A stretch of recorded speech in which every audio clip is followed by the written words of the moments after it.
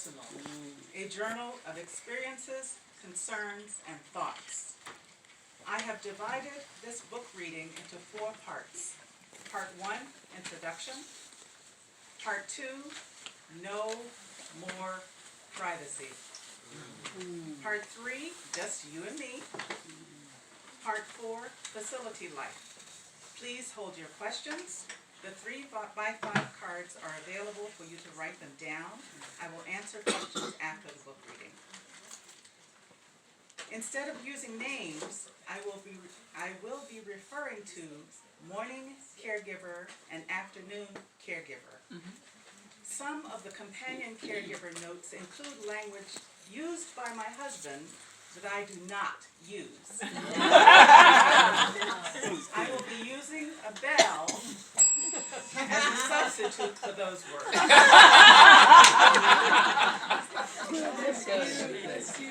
Part 1, Introduction. It's easy to see when you know what you're looking at. From 2007 to 2009, I looked at odd behavior. I'm going to describe various scenarios that seemed odd to me. My husband Bill, an excellent amateur photographer, was hired to take photographs for a workshop. During one session, he stood in front of the room, facing participants, while the speaker was giving her presentation. He did not take photos, he simply stood there. Bill worked part-time at a state park. One of his duties was to work in the ticket booth. During his last summer of employment, he sent people to the main office whenever they handed him a $20 bill.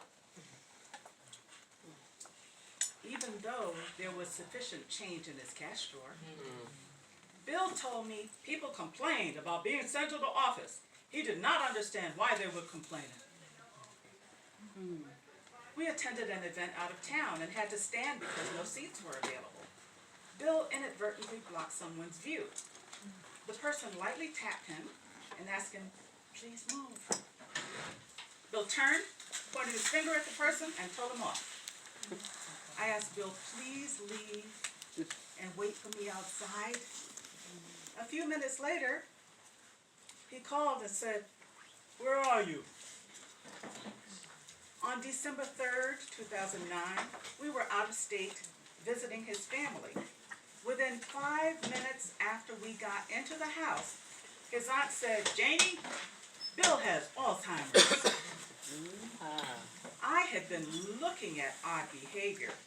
His aunt looked and could see the early stage of Alzheimer's. It's easy to see when you know what you're looking at. I took Bill to his primary care physician on December 28, 2009.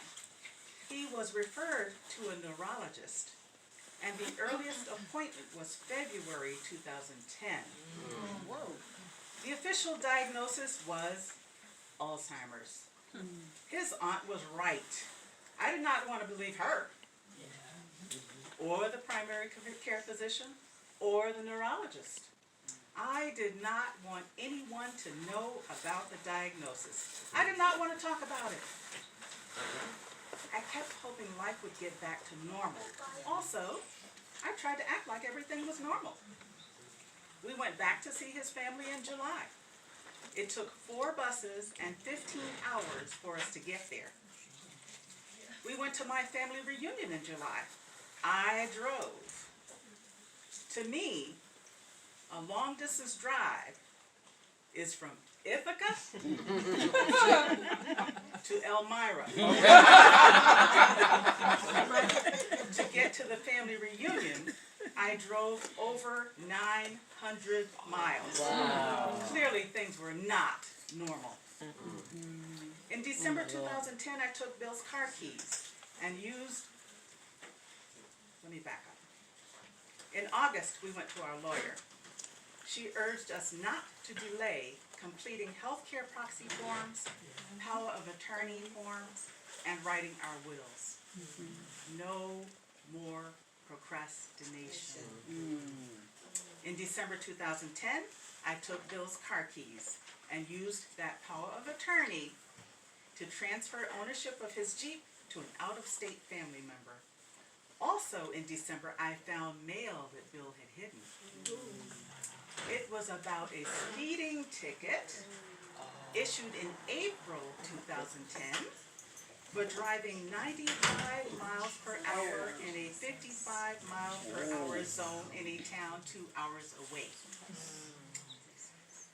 Phew. Yeah. I set up an informal group of family, church family, friends, and neighbors to provide companion care for Bill by sitting, walking, and talking with him so I could go to work, to church, run errands, and have a little bit of time for myself. They prayed for us, were sources of encouragement, and continue to be strong shoulders to lean on during this journey. It was not possible to continue the informal arrangements on a long-term basis, so I contacted a home care agency for assistance.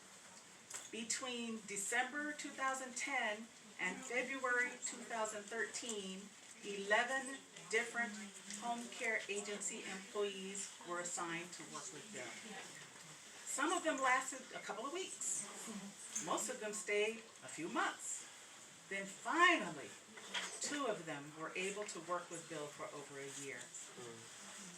December 22nd, 2010, 1 year after diagnosis, the neurologist recommended Bill be placed in a facility for 24-hour, 7-day-a-week care. I was not ready. Quite frankly, I had absolutely no plans for my husband in any kind of facility. I would put a hospital bed in the living room first before I did anything like that. January 2011, the Department of Motor Vehicles scheduled a road test for Bill as a result of the neurologist's request for assessment of his ability to drive. Our lawyer recommended Bill not take the test in order to guarantee suspension of his driver's license. I followed the lawyer's recommendation. Of course. Yes. And Bill's license was suspended. Part 2, no more privacy. In this segment, I will be reading some of the notes written by Bill's companion caregivers. If you have ever had a loved one in a nursing home or other facility, you may be familiar with the term care plan meeting. Every 3 months, medical staff, usually nurse, dietitian, social worker, meet with the family and with the person to discuss concerns, progress since the last meeting, and plans for the person's care in the coming months. My preference was to have 2 caregivers per day, one in the morning, the other one in the afternoon, ideally males. I thought Bill would be more comfortable talking with other men. I wanted people who could walk for several hours at a time in order to keep up with Bill and ensure his safety. The only problem was the agency did not have enough male employees, so staff were assigned based on their availability. On May 31st, 2011, about a year and a half after Bill's diagnosis, I attended a care plan meeting with the owners of the agency and 3 of the companion caregivers. Until this time, the caregivers had been giving me verbal reports of Bill's activities. I thought it would be helpful for them to keep a notebook for communication between them, as well as for my information. Beginning June 2011, each companion caregiver wrote something about what happened that day. Some of the entries are short. For example, June 10th, 2011, sat on the porch, discussed vacation plans. 4:30 p.m., walked to the coffee shop, found 29 cents in the drive-thru. Other entries give some insight about Bill's thoughts on who was coming to sit with him. August 12th, 2011, the caregiver wrote, "New employee, a woman, will be here today. Bill made the remark he is only interested in spending time with Janie, her sisters, and his daughter." Caregivers also wrote about unusual events not directly related to Bill. On August 23rd, 2011, the caregiver wrote, "More excitement than I came for. 3 shots on a street right behind us, and then a 5.5 earthquake tremor." Some of the caregivers developed a good working relationship with Bill, so he was able to freely express his thoughts about anything. August 29, 2011. Bill walked several times to the corner very angry because Janie's wife decided to help a neighbor, a close friend, with some shopping. He later calmed down after a friendly talk by me about a blessing after helping family members. He then began listening to blues on TV and looking through photo books on porch. September 7, 2011. Bill stormed out of the house saying he is tired of house confinement, took his umbrella, and I walked in the heavy rain. September 19, 2011. The afternoon caregiver wrote, "Bill was very annoyed with the morning caregiver. When I arrived, he said, 'I don't like being babysat all the time.'"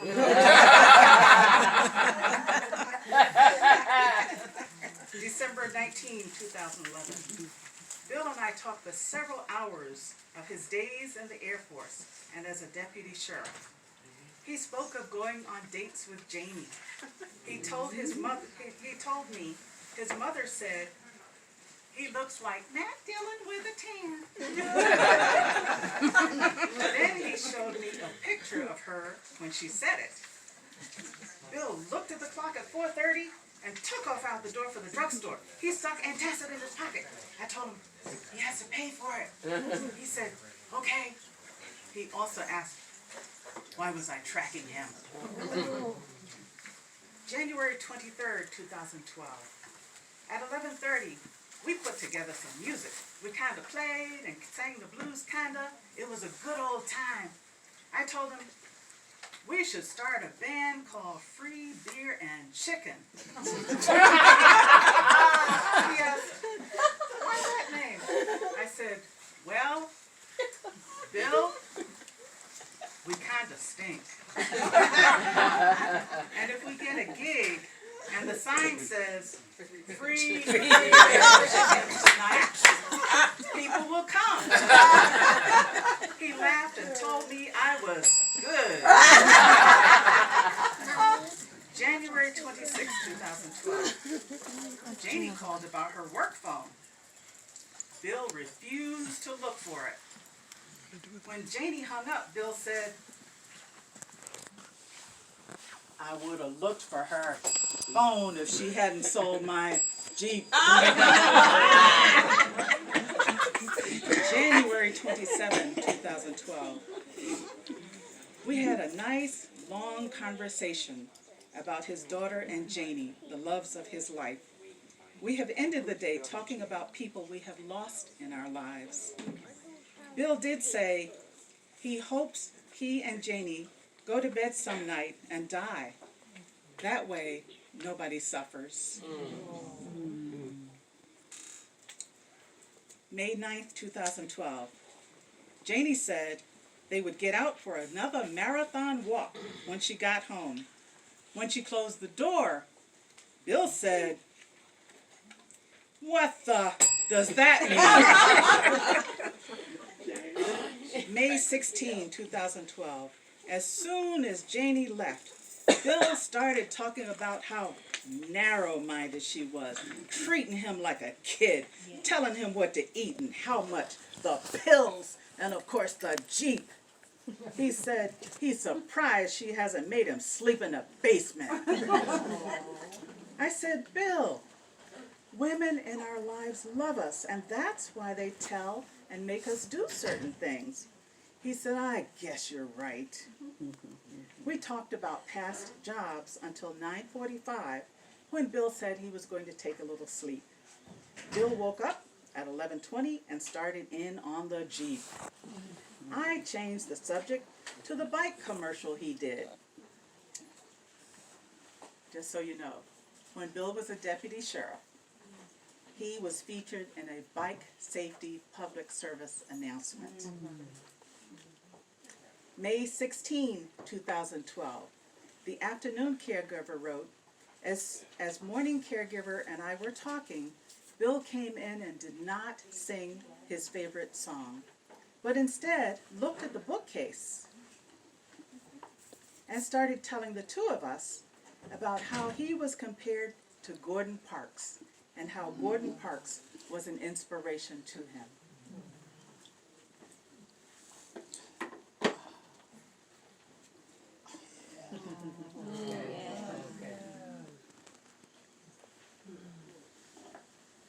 I ain't see it.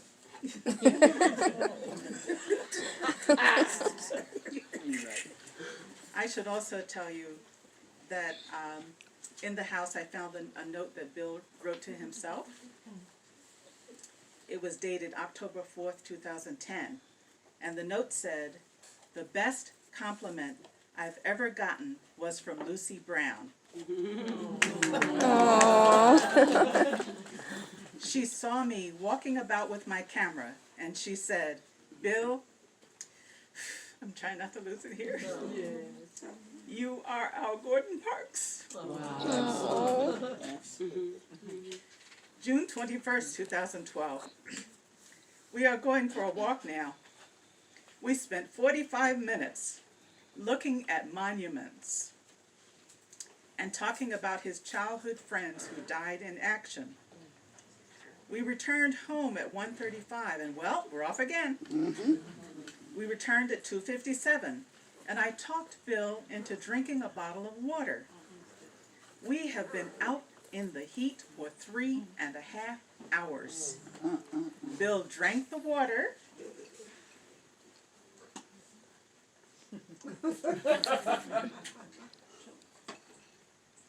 and said, "I haven't been out all day, and I think I might like to go out for a walk."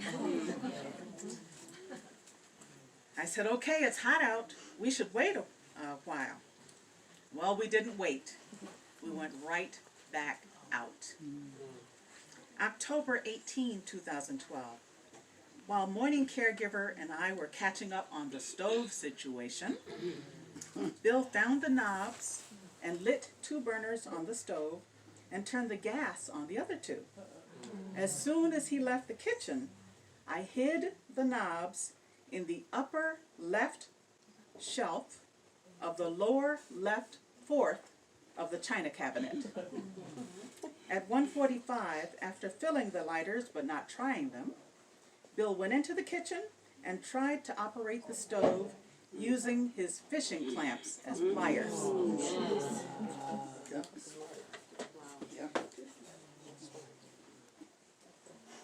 January 18, 2013, we went around the block and got home at 12:45. 5 minutes later, we went out again and got back at 2:10. On the walk, we ran into Bill's sister. She did not know who he was.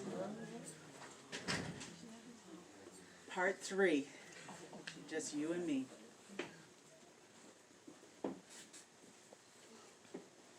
Just you and me refers to the hours before work, after work, weekends, and holidays. 2 years after Bill's diagnosis, December 25th, 2011. Thank God his house of prayer is open this morning. Right? Some churches are closed because it's Christmas Day. Our pastor is planning to conduct worship services as he does every Sunday. It's about 6:10 a.m. I've heard the outside door open and close a few times. Bill is already active for the day. I'll be going to church around 8 a.m. When I returned from church, he was not at home. He said he had checked the church parking lot and did not see my car. I had already headed home. After breakfast, we went out of town. I drove about 130 miles. Bill was much more at ease today.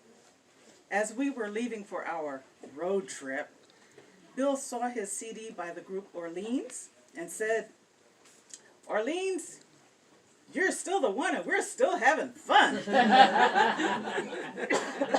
Then we both laughed. January 15, 2012, Bill wanted to go for a walk. It was approximately 5:30 p.m. and 13 degrees. He said it was good for both of us, so I went with him, my poor attitude and all. I bought a newspaper and had a better attitude and colder feet when we got home. At 9:40 p.m., Bill is still going in and out of the house with his pipe and looking around outside. He's already thinking about what I'll be doing tomorrow. He made comments about being in a better state of mind if you hadn't sold my Jeep. He played the kalimba, my troubadour, and sang, "Ain't nothing better in the whole wide world being out for a whirl with my girl." He also said, "She's still my girlfriend after 27 years. I miss my husband. Tuesday, February 14, 2012. Bill was awake and dressed before I left for work. He was reluctant to see me go. I told him, I have to go to work to pay the bills. He said, I'm your primary bill.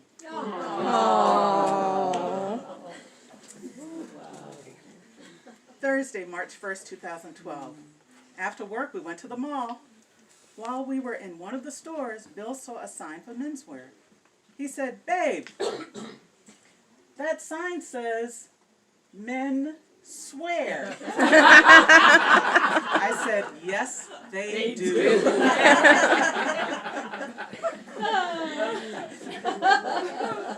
Wednesday, May 2nd, 2012. Bill seems a bit sluggish lately. It's been a while since he sang his song. Ain't nothing better in the whole wide world being out for a whirl with my girl. He also has not played his harmonica or the kalimba. Wednesday, May 23rd, 2012. We walked for 3 hours after work, from 5:30 till 8:30 p.m. with a couple of 5 to 10 minute stops back home for his bathroom breaks. Then we had dinner and almost immediately went back out for more walks. Bill went into an intersection to pick up a penny. He insisted on going to the coffee shop 3 times after 9:30 p.m. to pick up coins. One positive thing happened tonight. After dinner, I was in the kitchen, Bill was outside. He came in and asked me to come and look at the moon, so I did. He commented it was just a sliver of the moon. I tried to take a photo, but was unsuccessful. Oh well. It was one of those rare glimmers of hope and joy in the midst of this tsunami of transitions on this journey to wherever this is going. I'm just trying to hold on to God's hand and not lose faith or hope or any other gift along the way. Wednesday, May 30th, 2012. Bill went to the backyard and picked a flower for me. At my request, he put it in water. That's a part of Bill that's still intact. He has always given me flowers, and not just on special occasions. He told me he wants us to do something fun tomorrow. I told him we will do something. I called one of my church sisters. She will meet us at the nursing home. I thank God she is available. May God grant me and Bill the strength to make this pending transition from being together under the same roof to being together under separate roofs, but together nevertheless. Saturday, June 23rd, 2012, we went to the park today. Bill headed toward a woman who was sitting alone and a couple who were very happy to be alone together. And he stood between the one and the two, lit up his pipe, and began exhaling pipe smoke. I quickly got his attention, got him into the car, and we left. We went to a grocery store. Bill noticed a beautiful, young Asian woman alone doing her shopping. I was close enough to hear him tell her she looked like the girlfriend he had in the Philippines. She looked horrified. I quickly intervened, told her Bill has a disability, quickly finished shopping, and we left the store. Friday, October 5th, 2012. As I was driving to a local park yesterday at about 40 miles per hour, Bill opened the passenger door to discard a mint wrapper and a dried flower. Yikes! He had tried to open the window, but I keep it locked from the driver's side. At home, Bill noticed a book I've been reading, The 36-Hour Day. Absolutely. He picked it up, read for a few minutes, and then said, "Babe, I'm doing the best I can not to get Alzheimer's."